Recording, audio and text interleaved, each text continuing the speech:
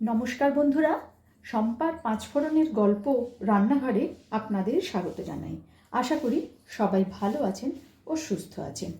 আজ একটি খুব সাধারণ রান্না অথচ অসাধারণ লাগে খেতে, সেই রকম রেসিপি আপনাদের সাথে আমি শেয়ার করব। আমি এখানে নিয়েছি ছোট ছোট চিংড়ি মাছ, প্রায় 100 গ্রামের মতন। নিয়েছি কিছুটা ধনেপাতা কুচি, 3টে কাঁচা লঙ্কা, নিয়েছি একটা ছোট বেগুন ঠিক এই রকম লম্বা করে সরু করে কাটা, আর নিয়েছি একটা ছোট আলু, যেটাও এরকম লম্বা করে কেটে নিয়েছি। চলুন চলে যাই মূল রেসিপিতে। ভালো করে কড়াই গরম করে নিয়েছি। কড়াইয়ের মধ্যে আমি দিয়ে দিচ্ছি সর্ষের তেল। তেলটাকেও খুব ভালো করে গরম করে নেব। প্রথমে আমি বেগুনগুলোকে সামান্য একটু লবণ আর হলুদ মাখিয়ে ভেজে নেব।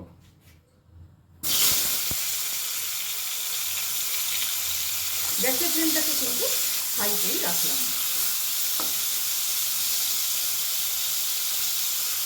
আমার রান্না যদি আপনাদের ভালো লেগে থাকে, আর যদি এই ভিডিওটি আপনারা ফেসবুক থেকে দেখে থাকেন, তাহলে অনুরোধ করব পেজটিকে ফলো করে দেওয়ার জন্য।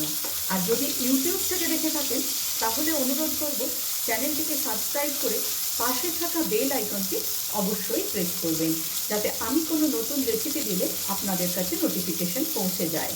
আর অনুরোধ করব লাইক, কমেন্ট ও শেয়ার করে আমার পাশে থাকার জন্য।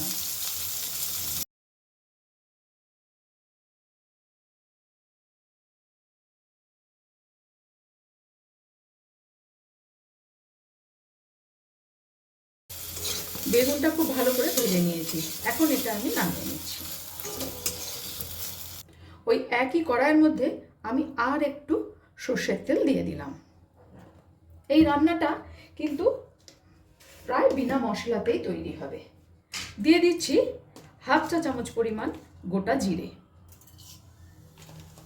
ফোড়নটা একটু ভালো করে নেড়ে নেব।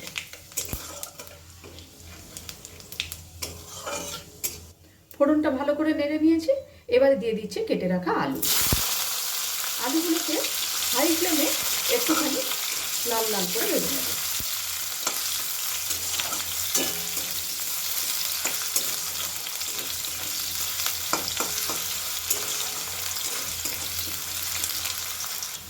কয়েক সেকেন্ড ধরে ভালো করে নাড়াচাড়া করে আলুগুলো ভেজে নিয়েছি। এখন এই আলু ভাজার মধ্যে আমি দিয়ে দেব লবণ আর হলুদ মাখানো চিংড়ি মাছগুলো।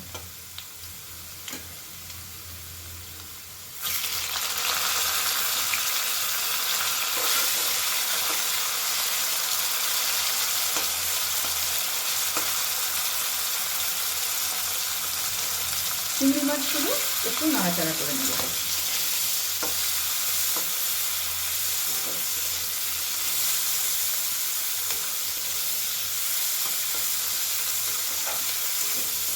গ্যাসের ফ্লেমটাকে এই সময় একদম লোতে রেখে দিয়ে দেব পরিমাণ মতো লবণ। দিয়ে দিচ্ছি হলুদ গুঁড়ো,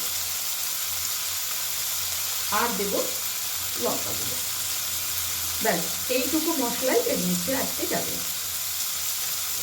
আর কিন্তু কোনো মশলার ব্যবহার হবে না।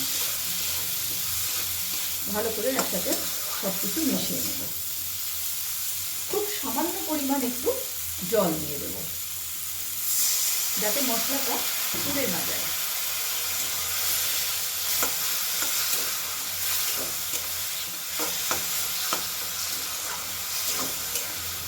দিয়ে দিচ্ছি দুটো চিরা কাঁচা লঙ্কা।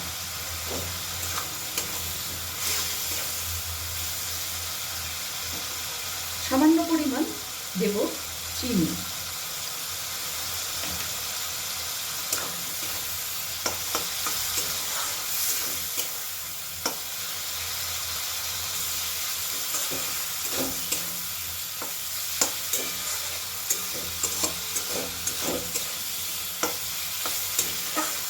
ভালো করে সমস্ত কিছু একসাথে কষিয়ে নিয়েছি। এবারে দিয়ে দেব জল। এটা কিন্তু সামান্য একটু ঝোল ঝোল তৈরি হবে, এই পরিমাণ জলই দেব।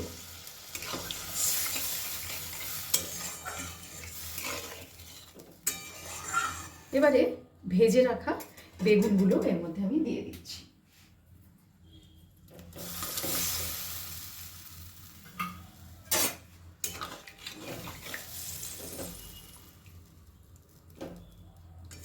গ্যাসের ফ্লেমটাকে একদম লোতে রেখে প্রায় 5 মিনিটের জন্য আমি এটা ঢেকে দেব।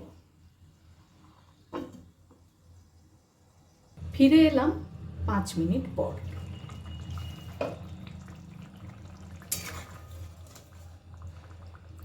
আলুও একদম খুব ভালোভাবে সেদ্ধ হয়ে গেছে।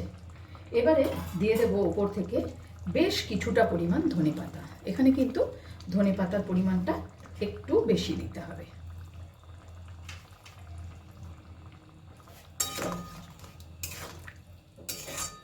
এবারে 5 মিনিট স্ট্যান্ডিং টাইমে রেখে আমি নামিয়ে নেব।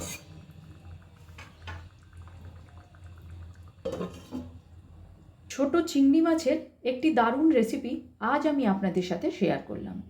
ভিডিওটি আপনাদের কেমন লাগলো অবশ্যই কমেন্টস করে জানাবেন। আজ তাহলে এই পর্যন্তই। দেখা হচ্ছে সামনের ভিডিওতে অন্য কোনো রেসিপির সাথে। ভালো থাকবেন, সুস্থ থাকবেন।